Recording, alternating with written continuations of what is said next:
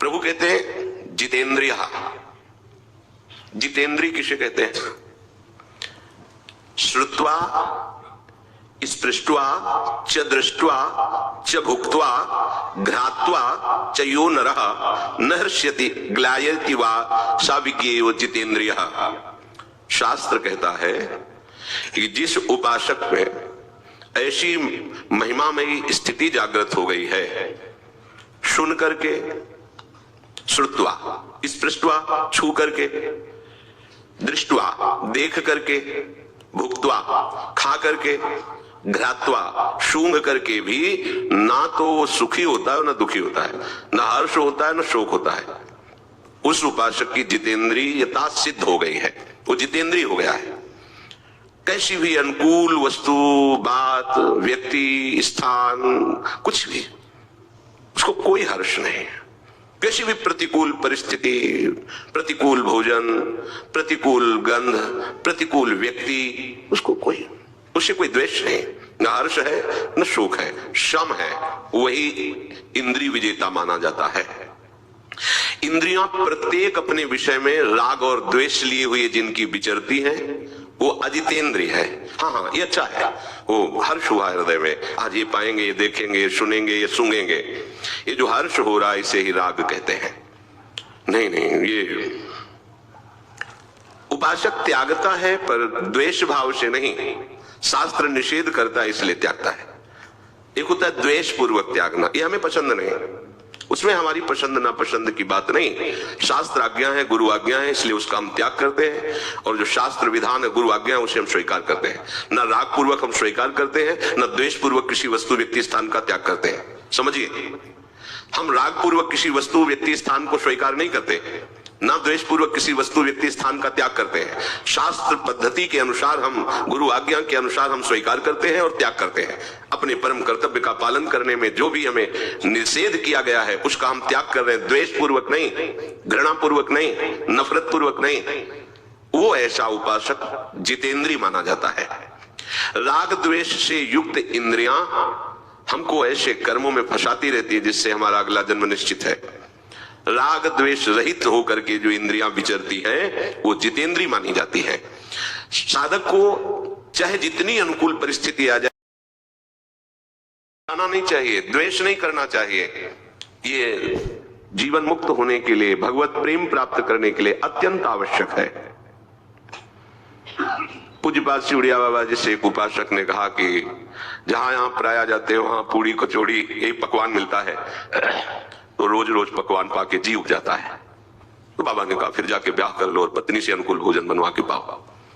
तो कहा बाबा ये तो शरीर की अनुकूलता के कारण हम कहते हैं, कोई प्रतिकूल नहीं हो सकता। आपकी भूख है 4 पूड़ी 4 कचौड़ी की, आप एक एक पा लीजिए, आपके प्राण पोषण हो जाएगा, बिल्कुल आपको कोई परेशानी नहीं होगी। नहीं होगी, क्योंकि जठराग्नि प्रबल होती चली जाएगी, मंद नहीं होगी। मंद जठराग्नि में समस्या होती है, मंद तब होती जितनी आवश्यकता होती उससे कई गुना अधिक डाल दो तो फिर अग्नि जो जठराग्नि वो मंद पड़ जाती है। माना कि आपको पकवान ही मिलते हैं, तो बाबा ने कहा 1 पूड़ी 1 कचौड़ी, जिससे प्राणों का पोषण हो गया और आपकी कोई विघ्न नहीं पड़ेगा।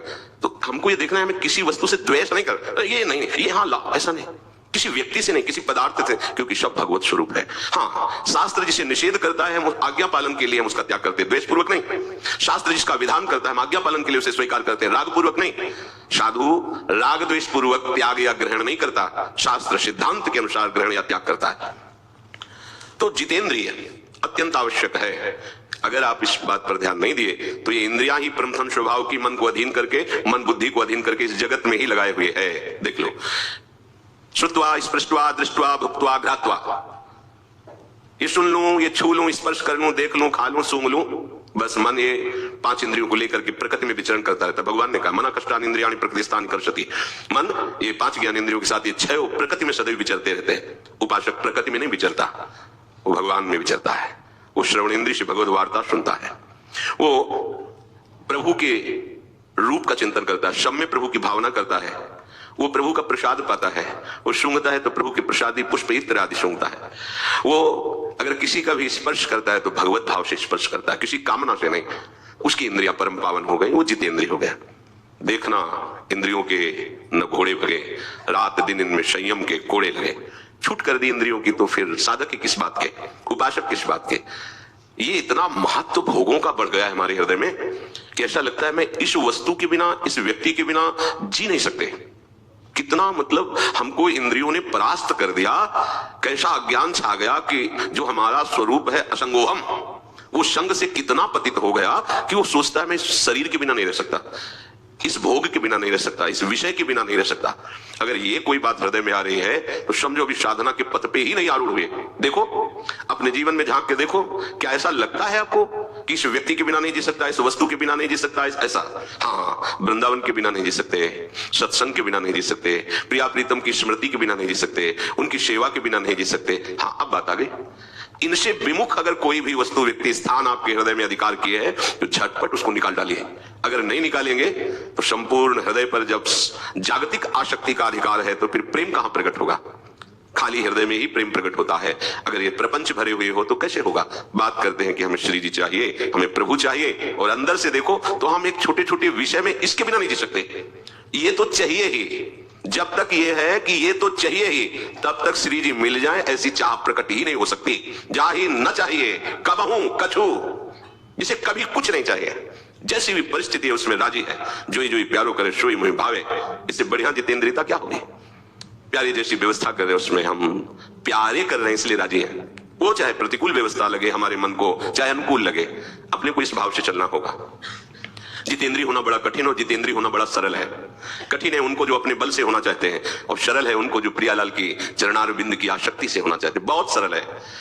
हमारी रसेंद्री ललचाए पाने के लिए प्रियालाल की जूठन, हमारे कान श्रवणेंद्री ललचाए सुनने के लिए, जहां जहां पिए की बात सुने खोजत तीन कहनन, बात सुनने के लिए ललचाए श्यामा श्याम की, उनके सिद्धांत सुनकर, उनकी प्रेम रस प्राप्ति की बात सुनकर के हमारा हृदय आनंदित हो।